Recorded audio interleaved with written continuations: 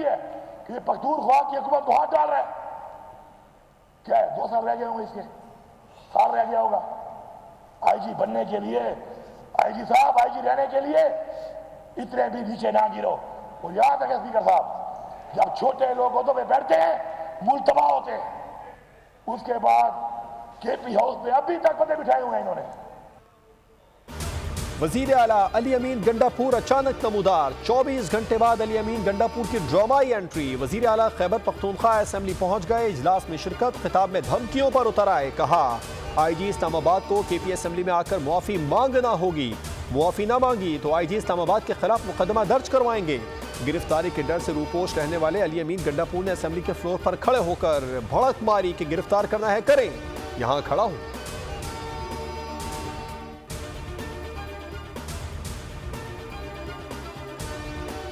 अली अमीन गंडापुर की वीडियो हमारे पास मौजूद है। वीडियो चेक की तो पता लगा वो निकल चुके। वफाकी वजीर दाखिला मोहसिन नकवी की प्रेस ब्रीफिंग।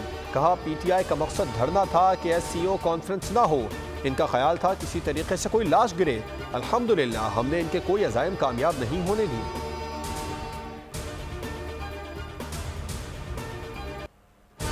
बाकायदा मुहिम चलाई गई कि अली अमीन गंडापुर को अगवा किया गया। उमर अयूब, शानदाना गुलजार, बैरिस्टर सैफ और दीगर के बयानात की कलई खुल गई। इनका झूठ दुनिया के सामने बेनकाब हो गया। वफाकी वजीर इत्तलात अता तारड़ के सवालात। कहा अली अमीन गंडापुर गुज़िश्ता 24 घंटे कहाँ छुपे हुए थे। बताना होगा कि अली अमीन गंडापुर ने यह ड्रामा क्यों रचाया। अली अमीन गंडापुर एक गैर जिम्मेदार शख्स है। गंडापुर हवारियों को इस्लामाबाद लाकर खुद भाग गए।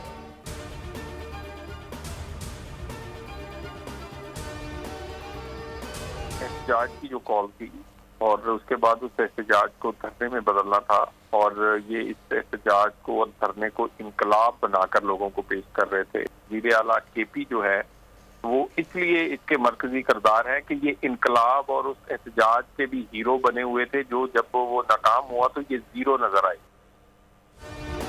पीटीआई ने एहतजाज की कॉल को धरने में बदलना था। ये एहतजाज को इनकलाब बनाकर पेश कर रहे थे। इन्होंने नाकाम एहतजाज को छुपाने के लिए ड्रामा किया। पीटीआई के ड्रामे के मरकजी किरदार अली अमीन गंडापुर हैं।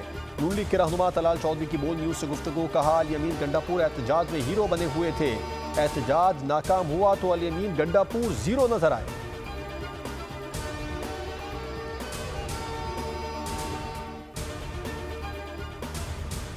गंडापुर इस्लामाबाद से पख्तूनख्वा कैसे पहुंचा। सेनेटर फैसल वाडा का ट्वीट। लिखा मैंने कल रात अपनी ट्वीट में तरीक़ा वारदात बता दिया था। अल्हम्दुलिल्लाह तमाम बातों की तरह मेरी ये बात भी ठीक निकली। आगे जो कहूँगा वो भी सब सच होगा। जिन ओहदेदारों ने इदारों पर इल्ज़ाम लगाया उनका मुंह कौम के आगे काला हुआ।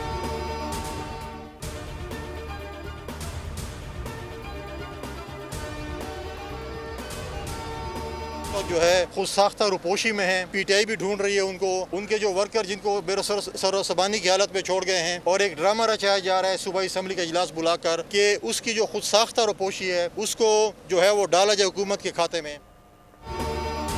अली अमीन गंडापुर विकेट के दोनों तरफ खेल रहे हैं। उनकी पूरी कोशिश है कि बानी पीटीआई जेल से बाहर ना आए और ये करप्शन के मजे लेते रहें। गवर्नर खैबर पख्तूनख्वा फैसल करीम कुंडी ने कहा केपी में नोगो एरियाज बन चुके हैं। सूबाई हुकूमत नाकाम हो चुकी है। गवर्नर राज मसले का हल है तो वफाकी हुकूमत फैसला करेगी।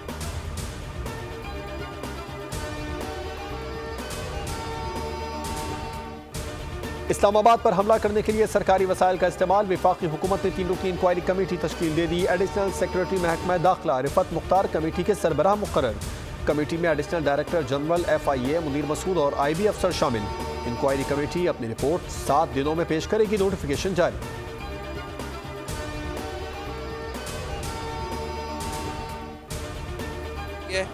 वो उसके 2 बेटे हैं, उनके दोनों बेटों को एक CDA में ऑलरेडी एम्प्लॉई है, उसको कंफर्म करेंगे हम इंशाल्लाह ताला अगले 1-2 दिन के अंदर।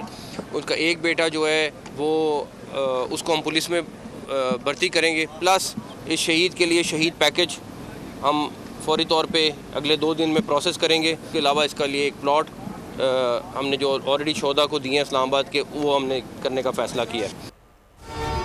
मुर्सा के दुख में बराबर के शरीक हैं। अहलकार के कत्ल में मुलव्विस अफराद के खिलाफ सख्त कार्रवाई की जाएगी। वज़ीर दाखिला मोहसिन नकवी की मीडिया से गुफ्तगू। कहा शहीद के वरसा को प्लॉट दिया जाएगा। PTI एहतजाज के दौरान कारकुनों के तशद्दुद से शहीद पुलिस एहलकार। अब्दुल हमीद शाह की नमाज जनाजा अदा कर दी गई। वज़ीर दाखिला गवर्नर KP समेत आला हुक्काम शरीक। शरपसंद टोले ने एहतजाज की आड़ में एहलकार को अगवा के बाद शदीद तशद्दुद का निशाना बनाया था। पुलिस एहलकार जख्मों की ताब न लाते हुए शहीद हुए। वज़ीर आज़म के वाक़े की शदीद मजम्मत। कहा PTI ने हमेशा एहतजाज की आड़ में तशद्दुद किया। तमाम किरदारों को कैफिर किरदार तक पहुँचाएंगे। मरीम नवाज शरीफ का भी कांस्टेबल की शहादत पर गहरे रंज और दुख का इजहार।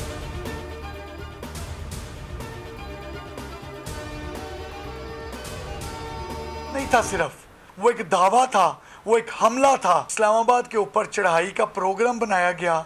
हमने 8 थानों में 10 FIRs दी और जो FIRs हैं वो दहशतगर्दी के मुकदमात में दी गई हैं।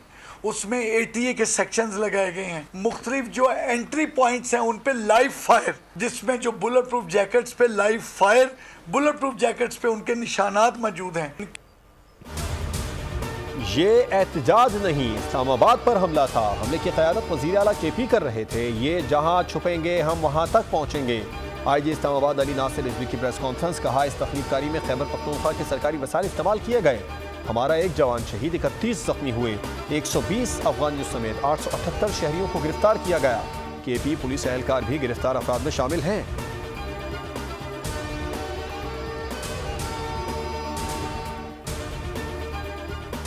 बानी PTI के खिलाफ थाना नसीराबाद में एक और मुकदमा दर्ज। मुकदमे में दहशतगर्दी की दफा समेत 13 दफात शामिल। मुकदमे में 200 से 300 नामालूम मुल्जिमान को भी नामजद किया गया। पुलिस ने नामजद मुल्जिमान में से 16 को गिरफ्तार कर लिया।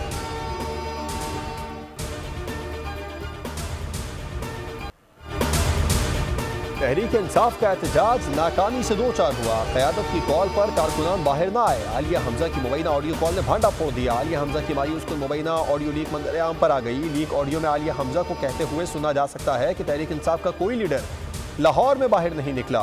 मजीद कहा, तहरीक इंसाफ के MPA कहाँ थे?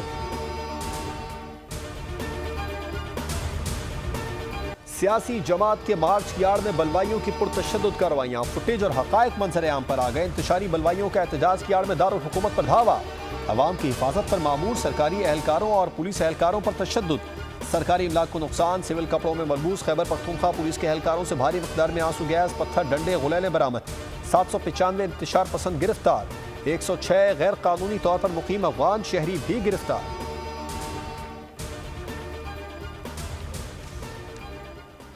इमरान खान एक अना परस्त और हट दरम आदमी है और उसकी अना बदकिस्मती से पाकिस्तान से भी ऊंची है।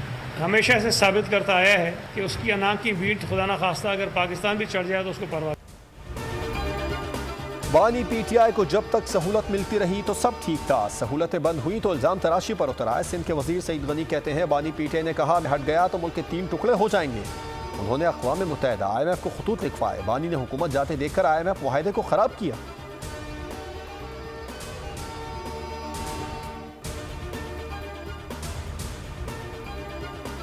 वज़ीर आज़म शहबाज शरीफ से वज़ीर दाखिला मोहसिन नकवी की मुलाकात। शहबाज शरीफ की वज़ीर दाखिला इस्लामाबाद इंतजामिया और पुलिस की सताइश। कहा फोर्सेस ने अमन व अमान बरकरार रखने में कलीदी किरदार अदा किया।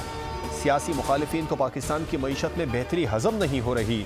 वो पाकिस्तान की तरक्की में रखना डालना चाहते हैं। किसी को गैर कानूनी तौर पर अदम इस्तेहकाम पैदा नहीं करने देंगे।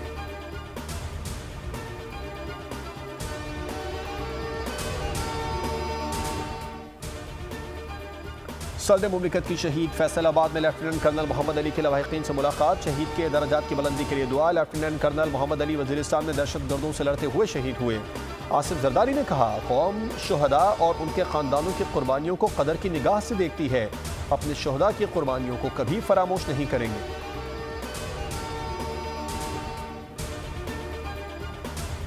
हुकूमती वफ्द की सरबराह JUI मौलाना फजलुर रहमान की रिहाइश गाह आमद। हुकूमती वफ्द की डिप्टी वज़ीर आज़म इसहाक डार की सरबराही में मौलाना फजलुर रहमान से मुलाकात। मुलाकात में मुल्क की सियासी सूरत हाल पर गुफ्तगू। नायब वज़ीर आज़म इसहाक डार की मीडिया से गुफ्तगू। कहा, हम मौलाना फजलुर रहमान को यौम यकजहती गज़ा की ऑल पार्टीज कॉन्फ्रेंस की दावत देने आए थे।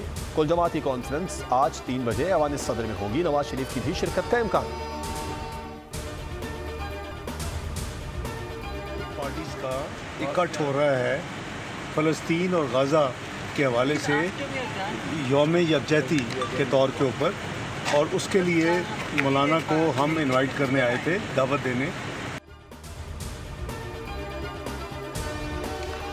चीज़ें बंद कर देते हैं इस दहशतगर्दी पर अमेरिका इसराइल की पुष्ट पर खड़ा होता है और उसकी पुश्तबानी करने वाला अमेरिका भी एक बड़ा दहशतगर्द है। इसराइल हमारे बच्चों को शहीद कर रहा है। अक़वाम मुत्तहिदा की मौजूदगी में ये सब कुछ करने के बावजूद उसको लगाम देने वाला कोई नहीं है।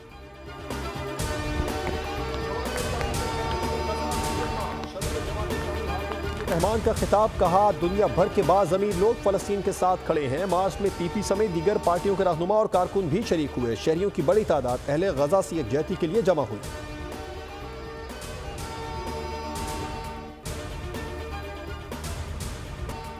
इसराइली फजाइया का बैरूत में हमलों का दायरा वसी। लबनान पर इसराइली हमलों का सिलसिला थम ना सका। रात गए बैरूत पर 30 से जायद हमले। दारुल हुकूमत धमाकों से गूंज उठा। 23 अफराद शहीद, 93 जख्मी। बमबारी से लबनान की टीवी अलमीनार का दफ्तर भी तबाह।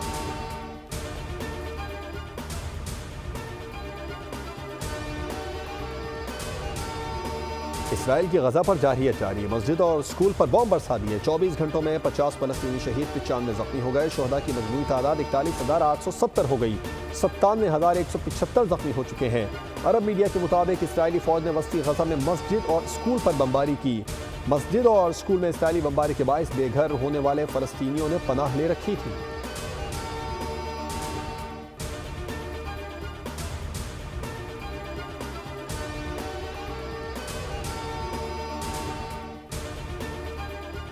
खैरपुर के शहर पीरजोगोठ में एक ही खानदान के 13 अफराद की पुरस्कार तौर पर हलाकत केस का ड्रॉप सीन। पसंद की शादी न कराने पर बेटी ने जहर देकर पूरे खानदान को कत्ल कर दिया। पुलिस के मुताबिक लड़की और आशना को गिरफ्तार कर लिया है। मुलजिमा शाइस्ता बिरोही और अमीर बख्श बिरोही ने आटे में जहर मिलाकर खिलाने का एतराफ़ कर लिया। पोस्टमार्टम रिपोर्ट में जाँ अफराद को जहर देने का इंकशाफ हुआ था।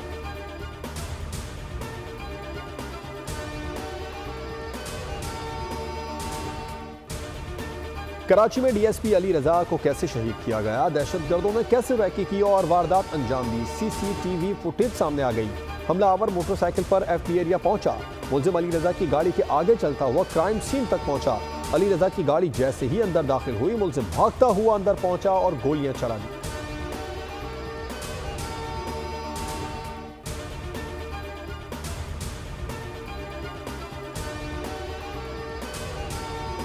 कराची में स्ट्रीट क्राइम बेकाबू हो गए। वारदातें रिपोर्ट हुई। शहर में रवां साल चोरी, डकैती, राहजनी की 55,600 वारदातें हुई।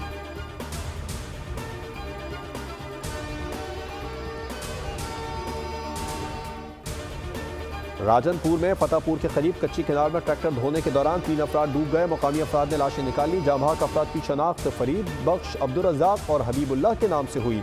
मरने वालों में एक बच्चा भी शामिल है।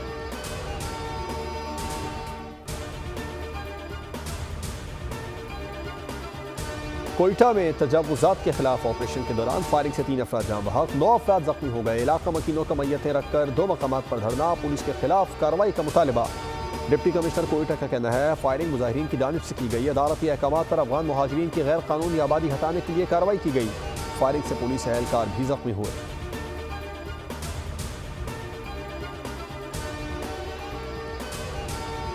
रावलपिंडी, इस्लामाबाद में गरज चमक के साथ मूसलाधार बारिश। पंजाब और खैबर पख्तूनख्वा के मुख्तलिफ शहरों आज़ाद कश्मीर में भी बादल बरस पड़े। महकमा मौसमियात की बारिश का सिलसिला 8 अक्टूबर तक जारी रहने की पेशगोई। कराची में गर्मी की लहर, मंगल को पारा 38 डिग्री तक जाने का इम्कान है।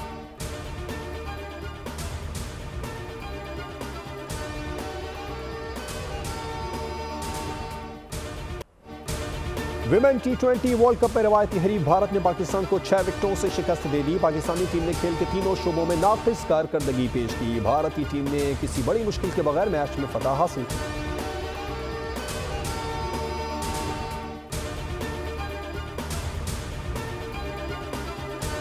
पाकिस्तान और इंग्लैंड के दरमियान पहला टेस्ट आज से मुल्तान में शुरू होगा। सीरीज की ट्रॉफी ने अपने जलवे बिखेर दिए। पाकिस्तानी कप्तान शान मसूद ने इस बार बेहतर कारकर्दगी का अज़्म जाहिर किया। मैच पाकिस्तानी वक्त के मुताबिक सुबह 10 बजे शुरू होगा।